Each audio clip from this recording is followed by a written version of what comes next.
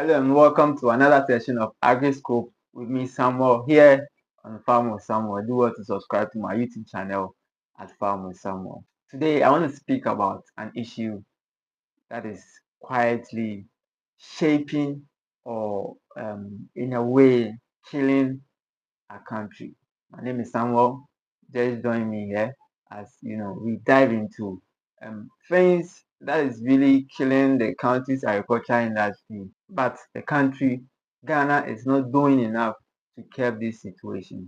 What I'm talking about is climate change and how it's affecting agriculture in Ghana. You see, there has been a lot of times that we say agriculture is the backbone of Ghana's economy.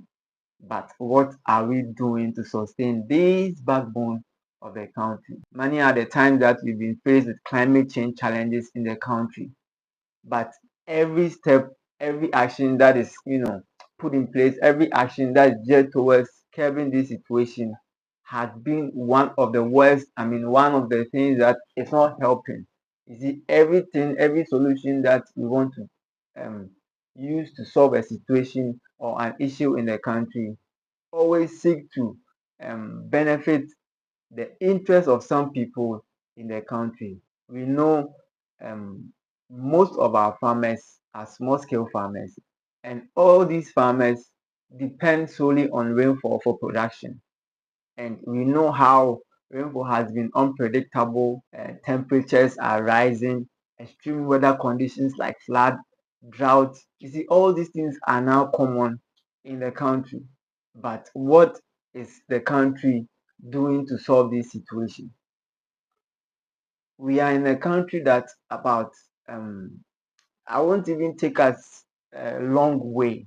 Some years back, just last year, last 2 years, we were faced severely with climate crisis, and all that we could do is to give fertilizers and then seeds to farmers to go and plant. What was the reason why we were faced with this crisis?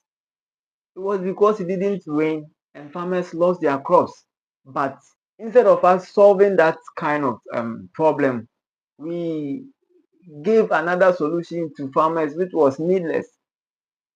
Now, fast forward last year, the same thing, we faced the same challenge, and this year too, it's happening. And it looks as if we've turned deaf ears to, these challenges that it's really, worrying the country. Now we are even talking of food that has become abundant. Farmers are having a lot of grains in their storage rooms that are not even going on to the market for sale because the prices are low. And every time when a leader stands up on the podium, they talk about Ghana being self-sufficient, Ghana being self-sufficient. But every day we are importing these same products that we cultivate in Ghana. It's really worrying and disturbing. You see, this is really affecting the country, but it looks as if we make solutions uh, for some particular people that are in need of them. You see, we are in a country where maize and rice has been in abundance. Locally, those ones that are locally produced has been in abundance, and still we are importing the same produce into the country. Why? Why is all these things happening? It's very bad, and it's really affecting agriculture in the country. It looks as if agriculture no dey penny a day, but you always hear high profile people in the country going to global climate change programs. We talk about um, a whole lot of things within the agriculture industry that we don't even do a quarter of them. How can we be faced with um, a rainfall challenge, a climatic challenge where farmers do not get rains for crops to grow well, for them to also harvest and get the returns that intend they will be having. But we tend to not solve that particular problem, which is the rainfall issue, where we can create water sources, artificial water sources for farmers to be able to irrigate their farms, but we tend to give them seeds and fertilizers to go and produce. If you plant and it doesn't rain, then what are we solving? You see, we will continue to talk about this every time and then until we see changes in these policies that's going to help, shape the agriculture sector towards the direction which is going to ensure food security in the country, because all what we are doing is just gearing towards food insecurity in the country. You see, every time when I listen to Bernard Avle and then Samuel Mensah from City News or City FM, you see, they made a statement on one of their shows talking about Ghana being ruthless about our decisions on agriculture. You see, we need to be intentional about decisions that we make to improve upon agriculture in the country. Every time, even if the government comes and the government says we are going to do this to help agriculture in the country, when it gets to where it's supposed to go, I'm talking about the MMDAs. You see, party politics has also destroyed everything in the country. The thing that's intended for particular people, let's say if something is intended for farmers, it will rather go to serve party people first before the people that the thing is intended for them, they get it. Why is this happening in the country? I mean, this is not helping agriculture at all. You see, every time we speak about the same thing over and over again every year, that's how it is. So agriculture industry is just like, let's say we do this year, the following year we will come back and talk about the same thing, go back and start again, and we do it. So it will be continuous, and then the same thing will be happening over and over again. Why? We are just pleading to our leaders. You see, farmers in the country are really suffering.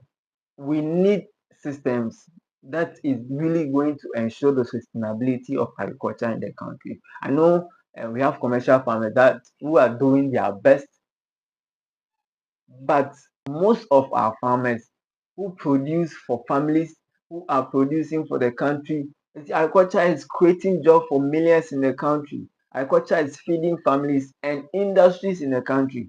But these farmers that produce more of this produce are small scale farmers.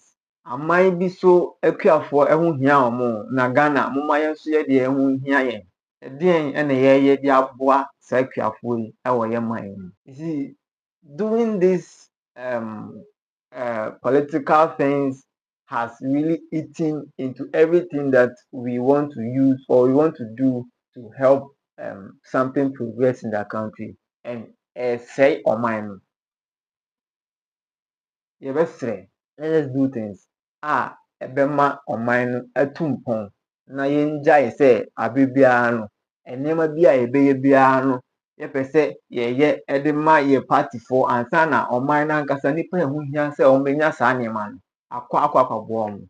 This is not really helping the country at all. See, look at this image that some weeks ago maize was doing well, and now after the maize has gotten all the nutrients it needs because of rains, the maize is suffering now. And the person is even talking about not farming in the coming year. If every farmer is going to say the same thing, where are we going to get the food that we are going to eat in the country? We just want to plead to the government and our leaders. We beg. Agriculture, as we always say, being the backbone of the country, and now this issue with regards to climate change is really shaping our country towards food insecurity. Let's do all that we can to, put systems in place that's going to help these farmers cope with these climatic challenges, climatic conditions. Sɛnea ɛbɛyɛ a yɛn nneɛma a yɛdua no yɛbɛtumi harvest a ɛma nsuo a ɛtɔ na farmers depending on no ɛnha adwene bebree. This is what the country needs. not just BBC, then quickly we give farmers these things. That's not going to help. So we just want to plead that let us put in place systems. Let's be intentional about these mechanisms that we put in place so as to make agriculture food secure, to make agriculture sustainable, to make the country food secured. And it's going to help, the country and its people as a whole. So this is what I want to talk about, and this is what I have for you. And I know our farmers, let us also do our best, put in place system for ourselves. Sɛnea ɛbɛyɛ a yɛn nso yɛnkɔ depending much on the government, much on our leaders to do things that we expect them to do things that are not coming. In our own small way, let's do things that's going to help. We know it's difficult, but um, I think kakran kakran we will get to where we want to get to.